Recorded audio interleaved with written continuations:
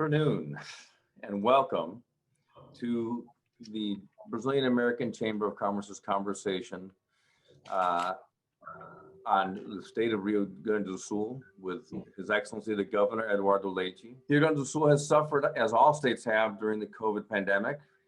Rio Grande do Sul was in full fiscal adjustment and economic recovery after a debt restructuring agreement with the federal government going into the pandemic. Consequently, the gross state product then dropped 7% in 2020, despite a sharp rebound in the second half of the year. Amidst having to fight the virus by providing extra support to hospitals and to those most in need, the Leite administration pressed forward with reforms. Through extensive negotiations, the government was able to reform the state's civil servant social security system with immediate effects on the fiscal deficit. The government also returned to privatizing roads and other concessions. Thank you very much, John. It's an honor to be here with you. The Sul is a state with a strategic position, a strategic location in the south of Brazil, in the center of the Mercosul, with access to the largest consumer markets and reaching 70% of the continent's GDP. We are a hub of science and technology as well. We have the third largest industrial park in our country, and people that is dedicated to work and to entrepreneurship, in addition to a recognized system of higher and technical education with public and private universities that are in the top at the top level of the ranking of the best universities in the country. State capital Porto Alegre is home to the fifth largest airport, international airport in Brazil. In addition to that, we have 15 regional airports, and the international airport of Porto Alegre it was made a concession for the private sector that is predicting more than $600 million in the next 25 years. We are also connected to the world with one of the main ports in the country, that is the port of Rio Grande, one of the major ports of the Cone Sul, with the largest draft in the Cone Sul, what we call the Southern Cone, that is are the countries such as Brazil, Uruguay, and Argentina. It is the third largest port in export volume and the fourth in general cargo handling in the country. The greatest challenge when we took office, it was about the problem fiscal imbalance, the result of years of administrations that spent more than the government could afford, the government revenue. To solve this and to become a state from which people stop talking about the problems, and to become a state where people talk about solutions, and with positive results, what we have reached in our administration, I'm pretty sure that Rio Grande do Sul has become a state that is more in the news about the solutions that have implemented than about the problems that we have. We implemented at the very beginning of our administration an impactful agenda focused in competitiveness, building a modern state, creating a favorable business environment, and offering efficient public services. In order to pursue this goal, we have promoted deep reforms, reduced the cost of the public machine, advanced in privatizations, concessions, modernization actions, reduced the bureaucracy, and the other measures that are allowing us to resume the investment capacity, a cycle that results in more development, employment, and income for our population. Following our competitiveness agenda, we started the privatization of our energy company, and we intend to conclude this year the concession of more than 1,000 kilometers of roads in our state. The question is, what kind of enhancements did you put on in the contracts? It was clearly investors were saying, well, the contracts were not quite up to speed with others externally. It looks like you've amended those to make them more interesting for investors, especially on the PPP part. Yes, for example, our company for energy, electric energy here in our state, it was passing through fiscal crisis as well, with a problem in its balance, in its budget. So we had to arrange the government with the company, some of its issues, so we could make company interesting for the private sector. We have reached the point where it made this company interesting for the private sector. Picking up some of the taxes, for example, that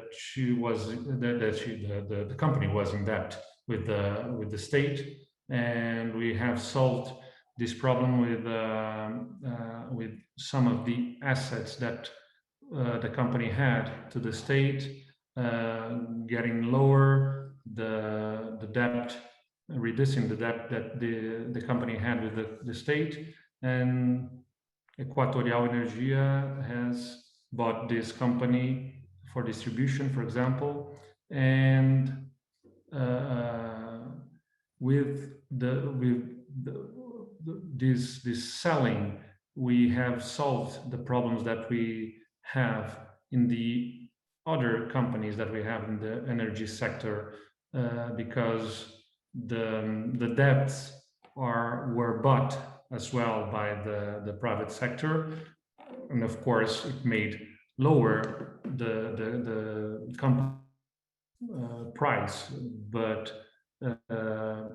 we have solved the problem with that, and then the other parts of the company are healthy, we could say, to be privatized as well, and we are hoping a good price on selling our transmission company in our state.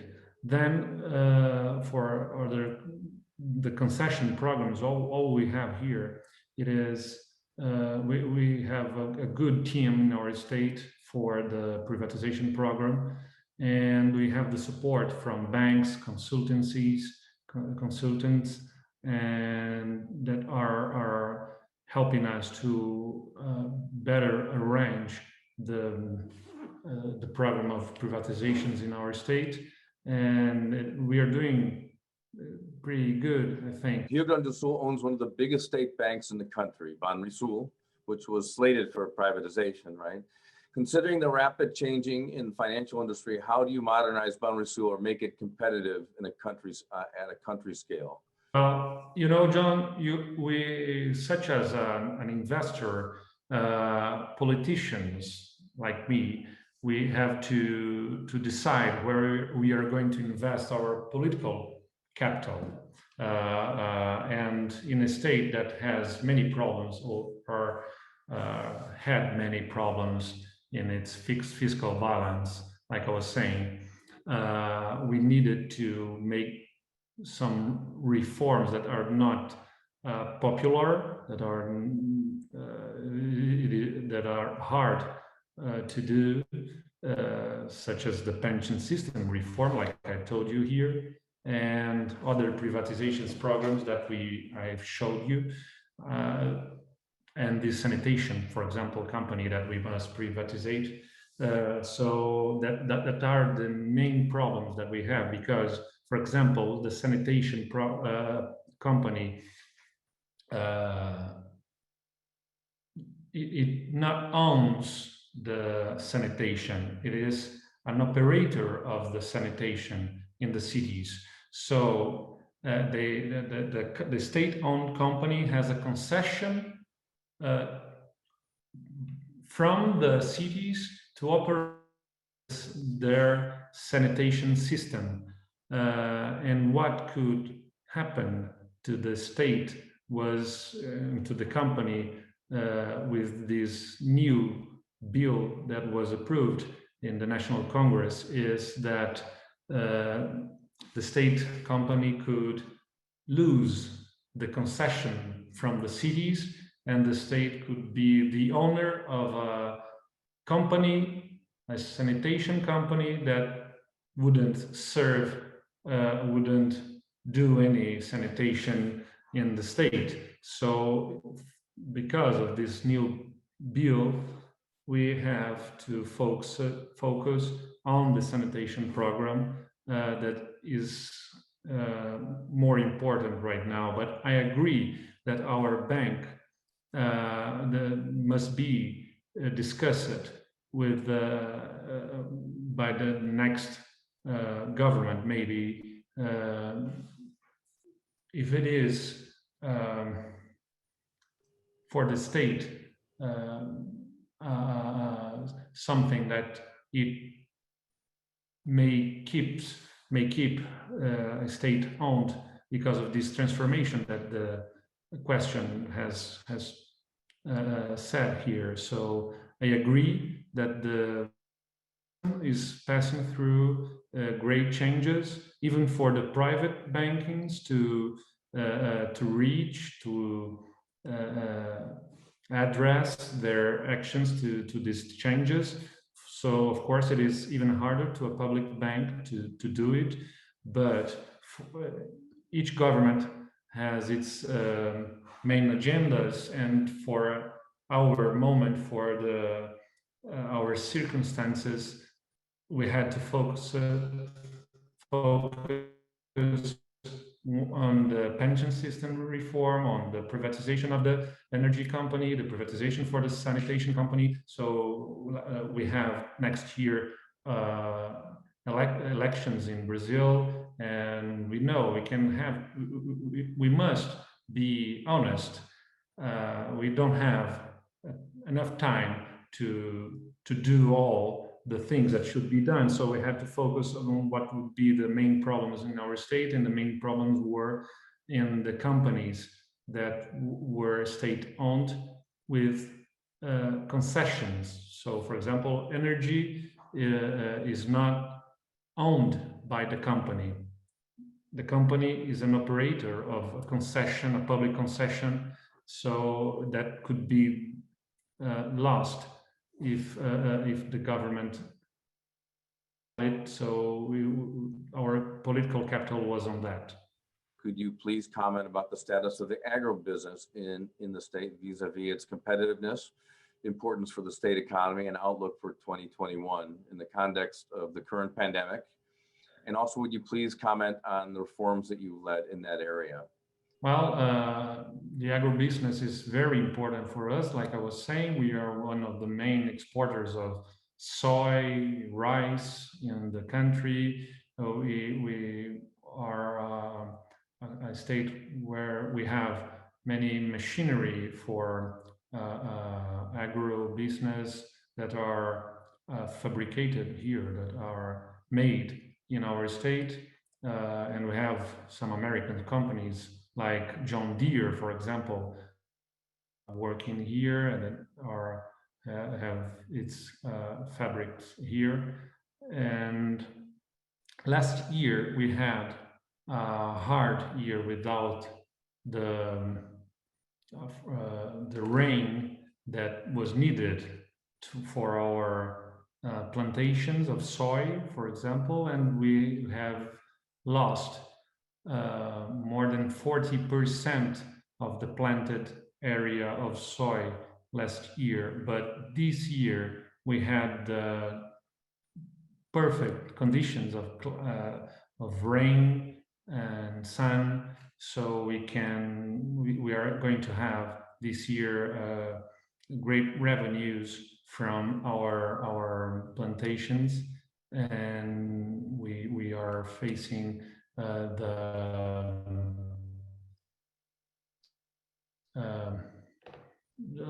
good moment for our agribusiness in our state. And also, I would say that it is very important in our protein. We have the pecuaria, that is our cattle in our state. It is very recognized as well, and we have been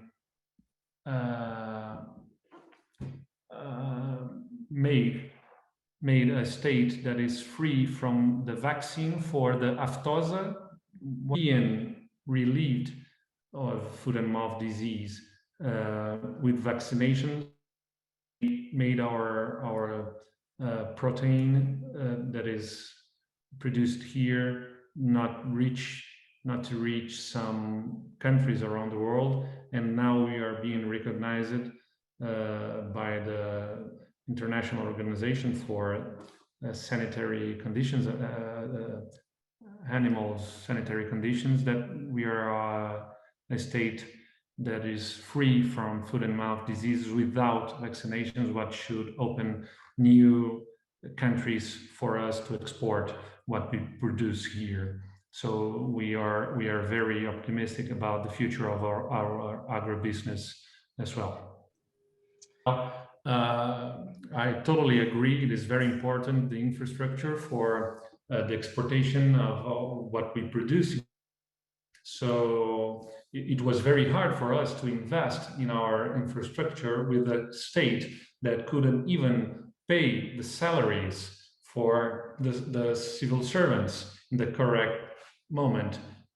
So to making these reforms that we did, and paying the salaries and have the sufficient revenues to pay all the commitments that the state have with the civil servants, and with those that are our suppliers. We have this year these privatizations programs in course that are going to make the state to have an extraordinary revenue with the privatization, with the money that we will get with the privatization programs, and that is going to be directed, is going to be invested mainly in our infrastructure. So we are going to work in both ways.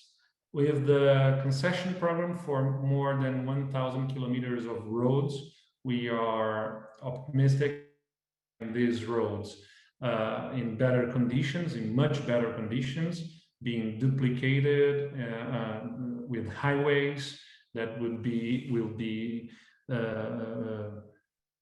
constructed in our state with the private sector, with toll roads, and with the public investment that is going to be able to do with the privatizations, with the money that we will get. We are going to invest on those roads that maybe are not interesting at this moment for the private sector, but will be, we are pretty sure, in the future, but they demand these roads investments right now. So we are working to announce in the next couple of weeks public investment of more than 1 billion reais in our roads, with the money that we are going to get in the next months with the privatization program that we have.